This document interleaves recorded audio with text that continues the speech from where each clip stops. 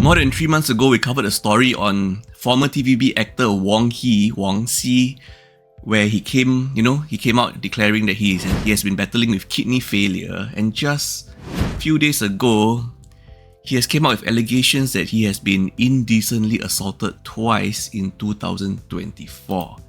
So for a bit of context, and take note, these allegations are highly disturbing. Wong a 57-year-old former TVB actor, he's most famously known to me for his roles in Hong Kong drama series as a firefighter, and most of you around my age would know him. So he has relocated to Taiwan in 2021, and he claimed on his YT channel, he uploaded 2 videos which you can watch when you're free, both videos 20 to 30 minutes long in Cantonese. If you don't understand Cantonese like me, turn on captions, read in Chinese, or have them translated in English, which is also a bit tough to understand. Anyway, on his 2 videos uploaded on his YT channel, that he was indecently assaulted twice in 2024, linking these incidents to his kidney failure diagnosed in January 2025. So the first incident happened on July 15, 2024. Trigger warning everyone, the allegations are highly disturbing. Okay, so he claims at a friend's house in Hsinchu County, Taiwan, Wong consumed a suspected spiked drink. He lost consciousness and woke up disorientated, and he was feeling pinned down and in pain, and he later fell unconscious again. He then later woke up finding bruises on all over his body, blood and pain, indicating that he has been indecently assaulted. He even took photos of his body, and people are asking, so why didn't you report this? Because he explains there's a stigma of being, there is a stigma and shame in this, so most victims do not dare to speak out. And he just mentioned the assailant as a friend without specifying the gender, though some other publications I've searched and researched that some did mention a gender, but most publication and the video, he used really gender neutral terms, so we don't have much confirmed context on the gender of the assailant. But he further explained that he also went to sought medical care but avoided police due to distrust, fear of dismissal, and also the stigma and shame of being a victim of indecent assault. So no forensic exam was conducted. The second incident happened on the same year, on December 10, 2024, where he was once again at the home of 2 other acquaintances in Taiwan. We don't know if this is the same person or not, okay? He was at the home of 2 acquaintances in Taiwan when he was offered red bean soup. So Wong consumed the red bean soup, and once again he suspected to be spiked, and he fell unconscious. He woke up later, being pinned down once again, in pain, and fell unconscious again.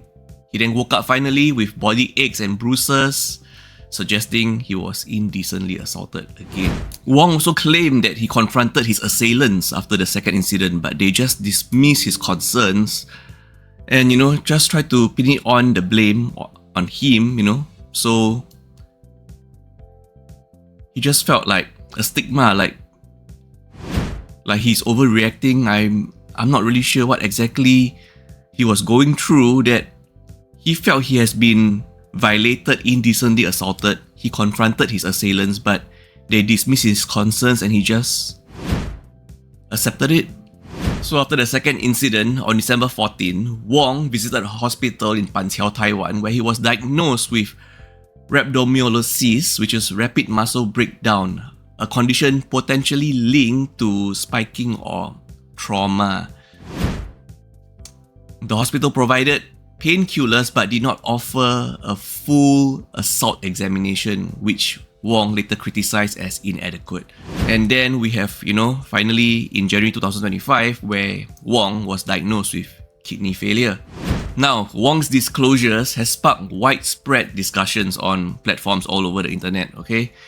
People are showing sympathy towards him. People are questioning why didn't he report to the authorities, and how did it happen to him a second time in the same year at a home of friends or acquaintances. So people are having all these questions that are not really answered, like who are these people around him, how was he targeted, and all this. So But the details are really chilling and really disturbing to read. There are even critics who accuse Wong of fabricating the claims for attention. But finally, Wong has expressed frustration with the countries that he's in with their handling of such indecent assault cases, particularly the lack of forensic support and social stigma, which that he claims ultimately deterred him from pursuing legal action.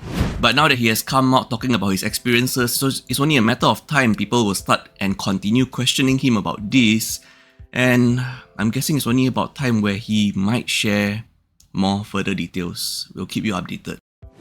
Okay, now back in Singapore, there has been a fire on 14 May 2025 around 10:50 PM at Lorong 8 Toa Payoh in a 10th floor unit. So firefighters from the Bishan Fire Station conducted forcible entry due to smoke-filled unit, and the fire was extinguished using a water jet. The fire started from the living room, and one person was found in the bedroom, rescued and assessed for smoke inhalations and burns, and conveyed to SGH, Singapore General Hospital.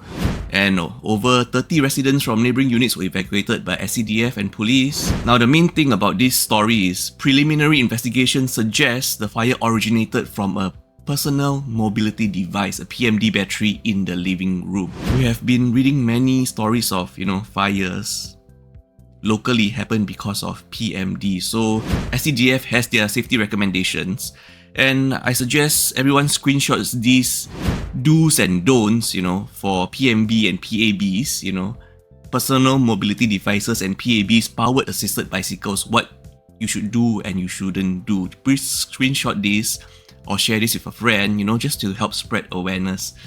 Just to briefly go through the do's and don'ts, really briefly. Do purchase registered PMDs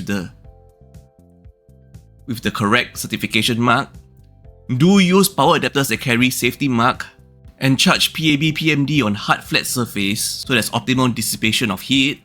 And regularly examine batteries for any damage or deformities. And the don'ts.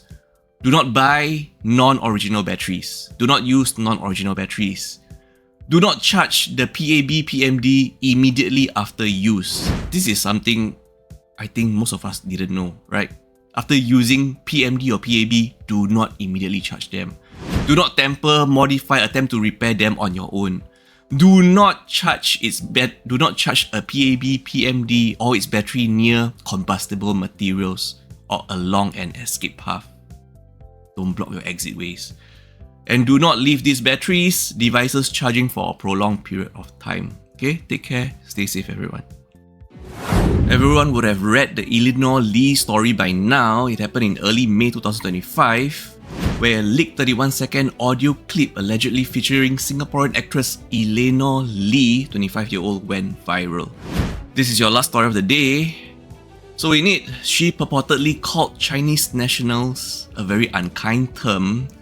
Okay, it sparked nationwide outrage in China, especially on Chinese social media platforms, and this clip was reportedly shared by a former assistant. Lee was accused of making derogatory remarks about Chinese people, leading to significant backlash in China, where she has been building her acting career. She claimed the audio was misrepresented or fabricated. And because of this, Lee's career in China now is kind of on hold, kind of frozen, with reports suggesting that she might be replaced in a new project using an AI face swap technology instead. And this controversy raised concerns about her future in the Chinese entertainment industry. Once again, the smashing the bowl metaphor fueled so much online discussions, portraying her alleged actions as a betrayal of China's hospitality. 一人吃中国饭砸中国锅，绝不容忍. And even more so intensified by her prominence as the daughter of MediaCorp host Chen Yifeng. After this audio clip went viral, Eddie Lee on May 13, 2025, a former celebrity hairstylist and also Eleanor Lee's godfather, addressed the scandal in a 6-hour live stream. He expressed regret over his relationship over Eleanor Lee and Chen Yifeng, revealing a long-rumored fallout. He claimed karma has arrived for them and hinted at personal grievances. He also alleged that Chen Yifeng earned over 300,000 Singapore dollars a month through live streaming and called her heartless and ungrateful. suggesting she had forgotten his past kindness, including times when she and her daughter both live in his house. His comments fueled media attention, with several local news outlets in Singapore covering the drama, escalating public interest. And now, Chen Yifeng, with an interview with 联合早报, published on May 15, 2025, has responded to Eddie Lee's allegations where she refuted his claim that she earned 300,000 Singapore dollars a month via live streaming, and it was more of in the range of 400,000 Singapore dollars over 3 months, and also claimed that she stopped live streaming due to exhaustion and a desire to focus on her daughter, and also her lack of knowledge in some of the products that Eddie Lee was bringing into the live streams. She finally expressed frustration over the public dispute, noting she had not spoken to Eddie Lee in a long time and preferred to avoid further conflict, and this will be her last time responding to this fallout. But squabbles aside between Lee's godfather Eddie Lee and her mother Chen Yifeng, we should be focusing more on Eleanor Lee. Once again, she has publicly denied the allegations, stating she is in love with China and love and gratitude for the country. She claimed the audio was completely fake and fabricated, and expressed total shock at the controversy, apologizing for its impact on public resources. Her statements has been shared via various multiple outlets, and Lee Studio has issued legal warnings in response to the allegations, indicating they were prepared to take legal action against those spreading the audio or related claims. What's next for Eleanor Lee is anyone's best guess. She could do a career pivot or take a hiatus in China, possibly even return to Singapore or focus on other regional markets, or maybe even do a long-term rebranding, or just continued silence, staying low profile.